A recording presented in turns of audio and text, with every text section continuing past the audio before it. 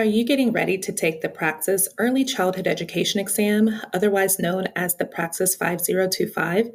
If so, then maybe I can help. My name is LaTisha. I am a former high school business teacher, coach, and current K-12 administrator and test prep expert with Study.com, and I'm here to give you my top 10 tips for passing the exam. All right, let's jump in.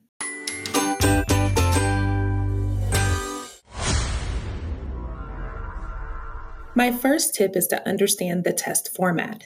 The Praxis 5025 exam includes 120 multiple choice questions, which the exam calls selected response, and gives you 2 hours to answer all of them. In order to succeed, you'll need to understand the structure of the test to manage your time effectively. Allocate enough time to read and understand each question thoroughly before answering. We recommend 50 seconds per question so you have a buffer. Read the test instructions carefully and review sample questions and practice tests before test day. If you need more guidance for what to expect on the exam, take a look at our Praxis 5025 exam overview. For my second tip, review the question categories. The exam covers 6 categories with a wide range of content areas, including emergent literacy, reading, and writing. Review each content area thoroughly and consider creating flashcards, outlines, or concept maps to organize key concepts and information. If you happen to have prior experience in early education field, consider referencing old textbooks, online resources, or study guides to ensure you relearn everything you need to know. My third tip is to study early education theories.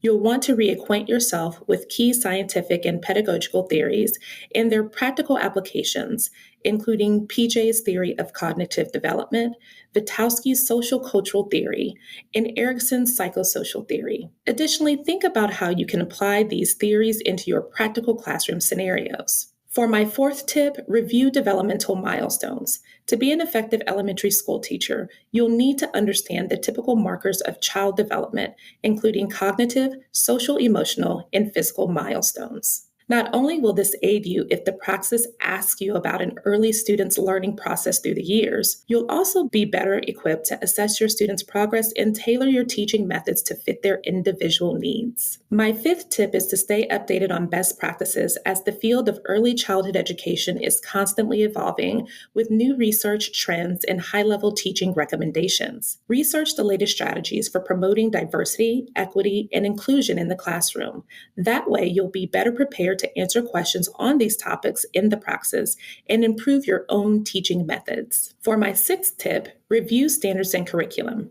Reacquaint yourself with relevant national and state educational standards, as well as common early educational curriculum. These standards will outline the knowledge, skills, and competencies that students in your classroom should achieve, and the curriculum will tell you how they'll get there. Think about how these standards will inform how you teach certain subjects to your own students. Need some hands-on practice? Then my seventh tip, taking practice tests, is for you. Practice tests can be great diagnostic tools to figure out where you need to improve. If possible, try to simulate the exam environment as much as possible. Take the test under time conditions, mimic the pressure of the actual exam, and improve your time management skills. If you need a starting point to find practice materials, I recommend Study.com's Praxis 5025 Early Childhood Education Prep course. It covers everything you need to know in as much detail as you need. The course is even written and vetted by former teachers, includes short-form videos for every relevant concept, and gives you a bank of high-quality practice questions with answer explanations. Afraid of going at it alone? Don't be afraid to seek feedback, which happens to be my eighth tip. Others who have taken the exam or taught early education before you can give you valuable insight that no test prep material could even hope to give you. Share your study materials, practice your responses, bounce your teaching reflections off of others, and receive constructive feedback on your progress. Find fellow test takers and engage in discussions, workshops, or study groups with them to exchange ideas, share resources, and collaborate on preparation strategies. Of course, there's always my ninth tip, staying organized. You'll need a structured study plan to organize your study materials and manage your preparation time effectively. Break down the content areas into manageable chunks, allocate a specific amount of time to each area, and experiment to find out what workload per day works best for you. Use modern studying techniques like the Pomodoro method online calendars, and study schedules to map out your sessions and track your progress.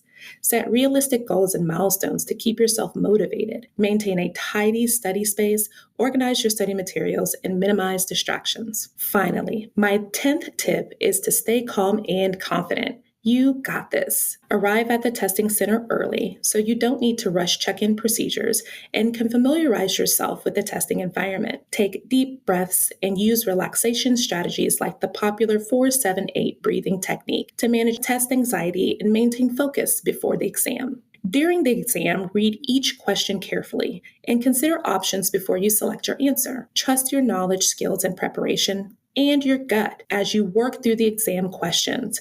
You've worked hard and you're more than ready to take on the Praxis 5025 exam. That's it. And of course, this isn't an exhaustive list of test prep tips, and different people get ready for exams in different ways. Don't forget about Study.com's Praxis 5025 Early Childhood Education Prep course. Not only will you get access to all those amazing resources I mentioned earlier, test takers who have used the course also have a 92% pass rate. If this video helped you, please like it and drop a comment down below with any questions you have about the exam. Also, to get the latest on Praxis test tips, don't forget to subscribe and to hit the notification bell to get alerted when we upload new content. We're more than confident that you'll soon be one of those who pass the Praxis and that you'll be on your way to becoming an excellent teacher. We hope these tips help. We'll see you around.